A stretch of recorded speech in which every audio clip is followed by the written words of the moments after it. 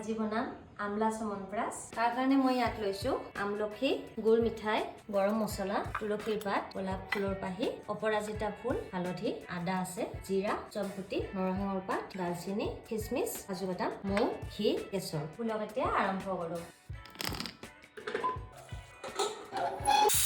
গোটেইখিনি মছলা অলপমান ভাজি লৈছো।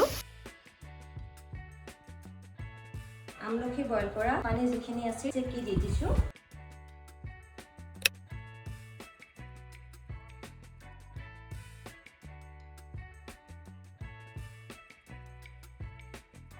খিচমিচ, কেঁচা আদা,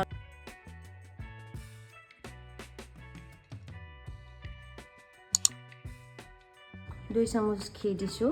কেশৰ অলপমান দি দিম।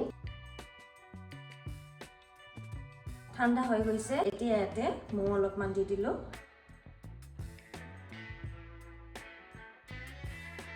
হোমমেড আমলা চমনপ্ৰাচ ৰেডি হৈ গৈছে। আপোনালোকৰ ভিডিঅ'টো চাই কেনেকুৱা লাগিছে কমেণ্টত নিশ্চয় জনাব। ভাল লাগিছে যদি লাইক কৰি দিব, শ্বেয়াৰ কৰি দিব ভিডিঅ'টো আৰু এনেকৈ এবাৰ বনাই খাই চাব।